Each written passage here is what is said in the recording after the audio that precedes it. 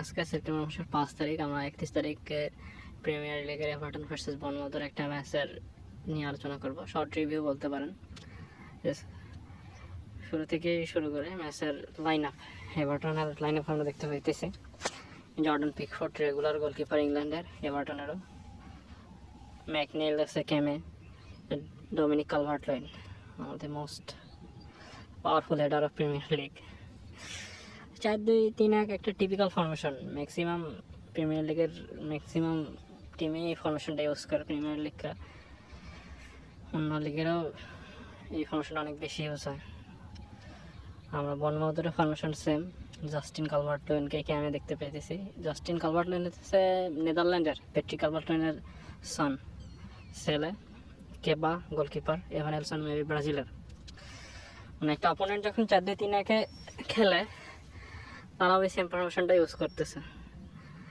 Sir half টাইমের স্ট্যাটসটা দেখেন, যে হতেছে হাফ টাইম 0-0, অ্যাডেড টাইম 1। মানে এখানে কোনো অ্যাকশন রিয়াকশন নাই, কোনো সাবস্টিটিউশন নাই, কোনো হলুদ কার্ড নাই, লাল কার্ড নাই, জাস্ট সমানই ছিল। Last after the half time 50 মিনিটে গোল, 57 মিনিটে গোল। তারপরেই অপোনেন্ট দেখেন যে সাবস্টিটিউশনে গেছে, তারা সেকেন্ড প্ল্যানে চলে যাবে। আবার 83 সাবস্টিটিউশনের পর ফার্স্ট গোলটা আছে 87 মিনিটে, almost end of the match. সেইখান থেকে অ্যাডেড টাইম 6 মিনিট দিল, আর 2 মিনিটে আবার গোল, আবার হলুদ কার্ড, আবার একদম শেষ মুহূর্তে মানে যে লাস্ট মিনিটে গোল। তাহলে অ্যামেজিং। এদের বল পজিশন এর চার্টে মোটামুটি, যদিও বা বল পজিশন দেখা যাইতেছে যে বর্নমাউথের কাছে 53%, বাট অ্যাকর্ডিং টু চার্ট বোঝা যাচ্ছে যে এভারটন বেশি অ্যাটাকিং করছে। সব হাই লাইন এভারটনের দিকে। মাইকেল কেনের প্রথম গোল, এটা মূলত হয়েছে যে ওই যে রাইট উইং মিড থেকে সেট পিস ছিল, বক্সের ভিতর কালভার্ট-লুইন ছিল, ছোট ক্লোজ করছে, কালভার্ট-লুইন মিস করছে। ছিল ওই জায়গাতে মাইকেল কেন ছিল, সে অন স্পটে শট দিছে।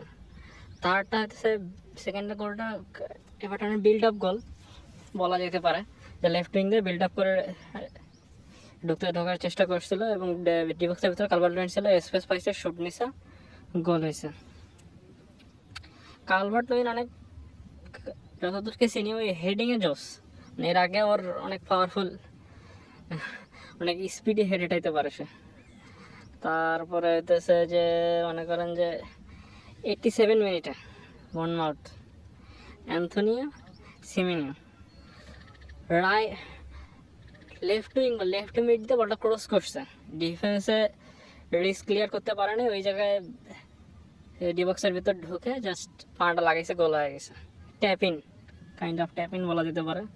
ও লুইস কুকের গোলটা এটা শর্ট ক্রস বলা যেতে পারে, রাইট উইং দিয়ে, মানে ডি বক্সের ভেতর থেকে বল বিল্ড আপ করে ঢোকার চেষ্টা ছিল, ড্রিবল করে আবার রাইট উইং গেছে, ওইখান থেকে শর্ট ক্রস করছে, লুইস কুক হেডিংয়ে গোলটা করছে। অ্যান্ড দ্য লাস্ট যে গোলটা হয়েছে সেটা হচ্ছে যে মিডফিল্ড থেকে জাস্টিন কালভার্ট-লুইন লেফট উইংয়ে ঢুকে পড়ছে, সময় শেষ। ওই সময় জাস্ট লুইস সিনেস্তারের পাইছে, ক্রস করছে, হেড, গোল। মানে একটা জিনিস চিন্তা করেন যে 86 মিনিটের পর মনে করেন যে আবার 2-0 গোলে পিছায় থেকে আবার যে কামব্যাক যে করছে, এটা অস্থির। তারপরে কিছু স্ট্যাটস আমরা দেখতে পাইতেছি, যদি এভারটনের সবুজগুলা মোটামুটি নীল, যদিও বা টোটাল শর্টস এভারটনের একটা বেশি, গোলকিপার সেভ করছে বর্নমাউথের বেশি, তো বোঝা যেতেছে যে এভারটন খুব বেশি অ্যাটাকিং করছে। পাসিংয়ে যদিও বা বর্নমাউথের বেশ কিছু পাস বেশি আছে, 349-392টা। ট্যাকেলে এভারটনের চেয়ে বর্নমাউথের প্লেয়ার বেশি ট্যাকেল করছে। ফ্রি কিক এভারটন বেশি পাইছে। কারণ যেহেতু 2-3 ম্যাচ হয়েছে, এখানে খুব বেশি যে বলার আছে বা খুব বেশি যে কেউ রাফ খেলা খেলছে এটারও বলার কিছু নাই। ডিফেন্ডিং স্টার্সটা আমরা দেখি, এভারটন 65% ট্যাকল উইন করছে। তো বোঝাই যেতেছে যে মনে করেন যে বোনমার্থের চেয়ে এভারটনের ডমিনেটিং ছিল আর কি, কিন্তু শেষ পর্যন্ত আসলে ওইভাবে ফিনিশিং হয়নি। আর কোনো স্কোর লাইন যখন মনে করেন যে 90 মিনিটের পরে 2-3 হয়, এটা নিয়ে বলারও কিছু নেই। তো যে কোনো ম্যাচের জন্য মনে করেন যে প্রিমিয়ার লিগ বলেন বা ফুটবলের জন্য এই টাইমটা অনেক, স্কোরবোর্ডটা অনেক ইন্টারেস্টিং হোক। আমরা সামনে হয়তো বা আরও এই ধরনের ম্যাচ দেখবো, আমরা খুব আশাবাদী। প্রিমিয়ার লিগে এই ধরনের ম্যাচ হরহামেশাই হয়, তো আমরা খুব আশাবাদী একটা ভালো ম্যাচ দেখার জন্য। ধন্যবাদ সবাইকে।